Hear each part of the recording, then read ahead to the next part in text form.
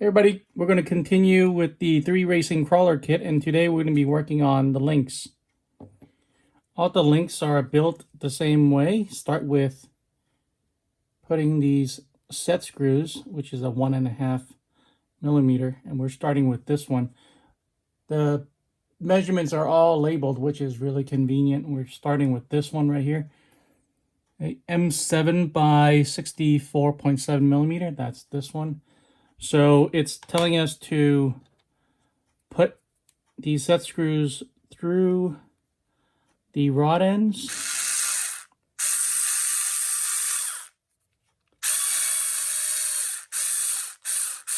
first, and let's go ahead and do that. Going to need 2 of these for each link. And now we're going to twist these onto the link, which is quite easy.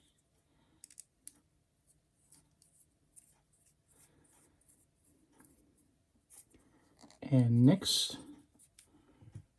we're going to put in these ball studs, and it does have a wider end and a thinner end, so I'm going to push the thinner end through the rod end here. I'm going to use a pair of needle nose pliers to help me.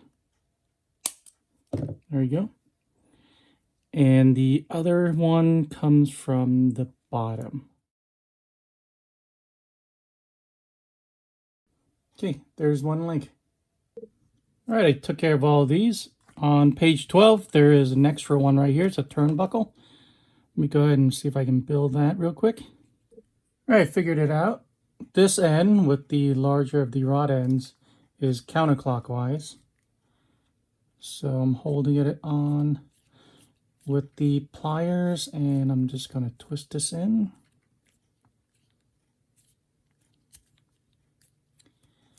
And this end, we have to go our normal righty-tighty. Go ahead and make sure this is the right measurement. It needs to be 81.17 millimeters. Well, I'll do my best. All right, I got it as close as I could. 81 millimeters end to end. And I brought back the axle. And we're going to start with this 20 millimeter screw. Screw all the way through. I'm going to put the spacer and the thinner of the rod end, where the turnbuckle is, where the place where you make adjustments is, that goes on top. Then I'm going to put this ball stud, which is also a nut.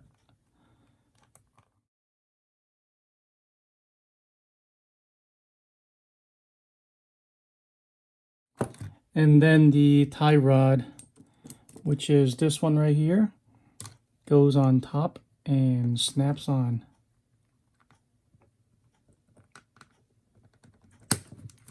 Okay. On the other side, the same thing. We're going to take the 20 millimeter screw right here.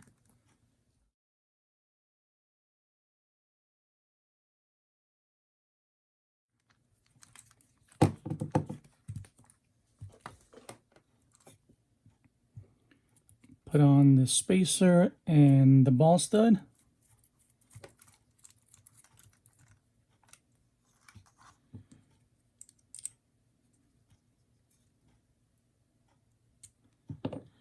And now I'm going to snap top of this on there. There you go.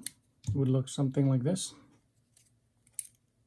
Next step, we're going to take these 64.7 millimeter rods, and we're going to thread them through here.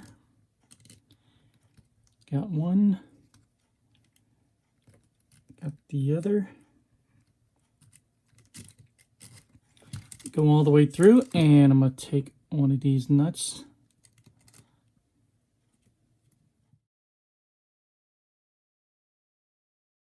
There you go. Just make sure you have full range of motion. We're good. All right, next part's a little strange. We turn the axle over. It's actually asking us to remove these 2 screws. Take this mount off, tack on the link and then put it back on. So we'll go ahead and do that.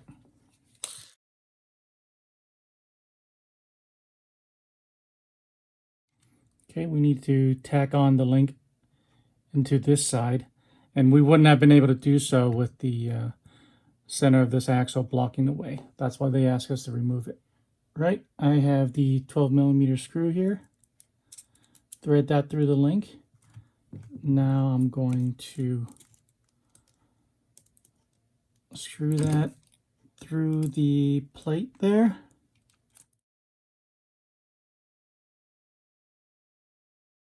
Still have full range of motion. Now I'm going to put this back on. And it looks like this when you're done. I have to do the left side as well. All right, after all that, this is what it should look like. Now it's time to put it onto the chassis. All right, before we start, it's important to look at what we are trying to do. We need to connect the drive shaft to the other end right here through this spline. And next we're going to connect these outside links to the rails with a nut behind the screw to fasten it. And these two links right here are going to go on to the skid plate. So let's go ahead and do that. First thing I'm going to do is connect the drive shaft and put a piece of tape around it, just like I did before, so that that doesn't come off. Very frustrating when you fasten all the links and you realize the drive shaft has fallen off. Done that more than once. So these links go into the hole right next to that screw right there, and through a flange through the skid plate.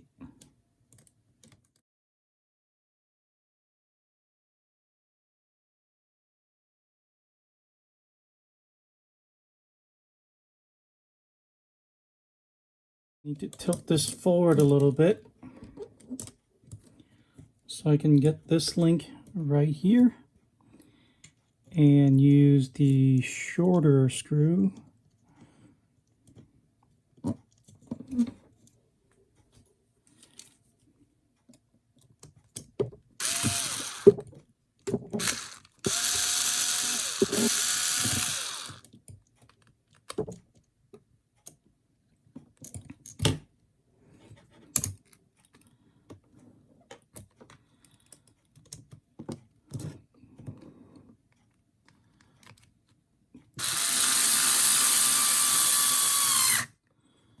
Drive that through. Turn it around.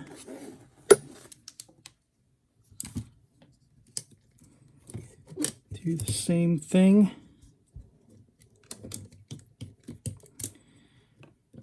Thread the longer screw through. Try to hold on to the nut there. And just start with the screw by hand. And then hold it with a pair of pliers to tighten it.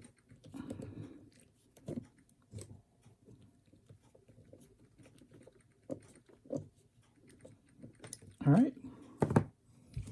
And this one is going to be easier. See, axle pop, drive shaft pop right off. Needs to be extended, and we'll do that after we lock this in. But there we go.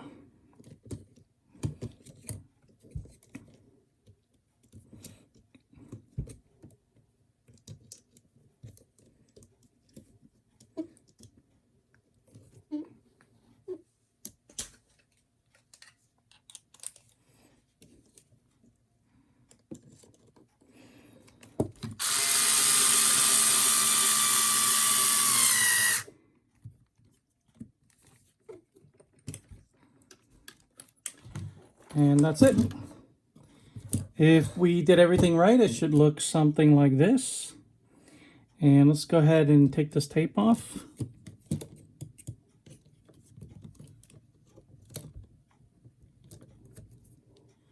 All right, there you go. I have the front axle onto the chassis today, and everything's looking good. Thanks for watching this video. Subscribe for more, and I'll see you guys in the next one.